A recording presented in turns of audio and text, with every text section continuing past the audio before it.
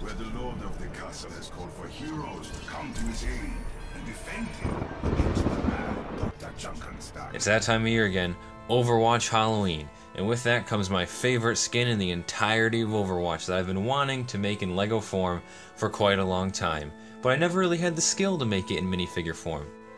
I probably don't have the skill now, but let's get into it. As the summoner appeared in their midst, I have been summoned. Yes, this is Symmetra's Summoner Skin. It is a skin I've been wanting to make for quite a long time. I even have prototypes from long ago that I'll be showing throughout the video, but let's get into the views.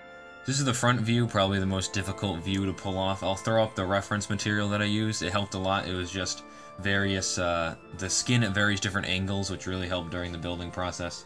So, we'll start off with the head up here. So the head was probably the most difficult part because it was just a blank minifigure head that I had to paint over and then add a second coat or a second color on the top, the purple, and then I had to actually do the eyes, which didn't come out, you know, exactly like minifigure eyes, but for the first time me doing this custom head printing stuff, I think it came out pretty alright. And then you have the orange detailing on the sides. I don't know if you can see that, but the orange spots kind of that are on the skin, I kind of had to make those. Those come out really, really good. I'm really happy about that. And then moving on to the torso here. This is where it gets a little bit tricky over here. So basically, this is only the second figure I've ever made where I custom painted everything. But you can make out the details, right? I mean, you get the plates going down.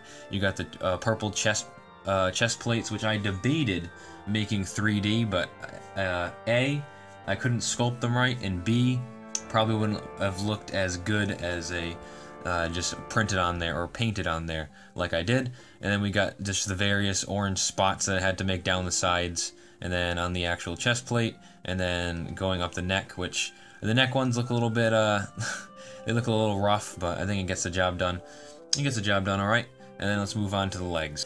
Legs were the most interesting because I had to figure out how to do the wings. I could either make it 3D or I could make it 2D, and the 3D question was really solved for me when I realized that if you make it 3D you can't put the arms down because it would wrap around the whole minifigure, so that kind of settled the question for me.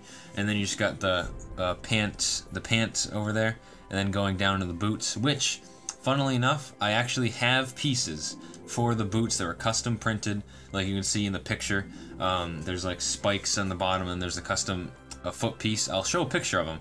I was debating putting those on, and again, that question was really settled for me when I realized that I couldn't get them off the feet that I was sculpting them on for whatever reason, and also, I don't think it would look that good because it would end up overlapping the wings. That's why I left them out.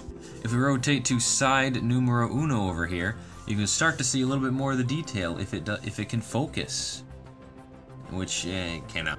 So with the side view, let's start with this headpiece here. Probably the most intricate, it is the most intricate thing I've ever made. I had the middle slope going down, and the horns going on the sides, and the hair pieces going down, and then the ear, and then the earring going into the ear, and then we got the plates going down like that, and then we have the plates on top scaling back, the scales I should say.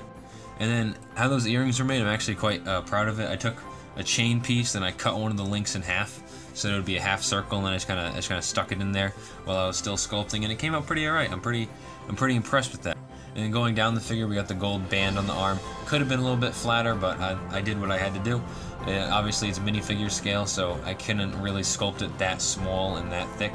I mean, so yeah, I had to deal with what I was dealt. And then we got the orange accenting. It's not the best, but I had to do with what I had. I only had limited views of the actual skin. And then going down to the leg, we got some more wing, wrapping around from the front, and then we got some more boot detailing, and then we move on to the back here. So you can just see, well, not really, but you can kind of see some of the more detailing on the headpiece going down, the scales and the scales on the sides, and then the black ones are a bit hard to see. And then on the back we have the what's that called? What's that thing on your back called? Oh yeah, spine. So we got the spine going down, and the orange, the neon magma accenting on the spine. That came out really alright. I was pretty impressed with that, even though you can't see some of the more intricate detailing in that. And then we got the back plates down there, and then going down to the back we have, again, the more of the wing going down, and then from the wing we got the boots, which honestly, now I'm thinking about it, the pants should probably be there, but I won't fix that later. And then we got some orange dot detailing down there. I don't know if you guys can see that. And then we're going to go on to the other back side where you can see the arm. There's an arm plate on that arm. This is the robotic arm. So the arm plate I just actually custom sculpted. I didn't paint it because I figured it would add a little bit of extra detailing on one of the arms, and that would be alright. And then we got the other side of the head, just is pretty much the exact same in terms of the scales and stuff, and the ear. And then we got some more of the wing down there, the boot again.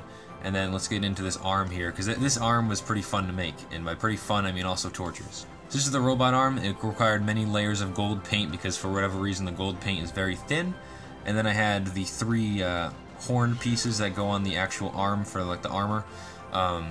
Those were pretty hard to make. I made like 3 renditions of this arm piece just because it was hard to get the correct scaling of these. And then it didn't end up mattering because when I put the arm on, they all snapped off and I had to glue them again. So who cares?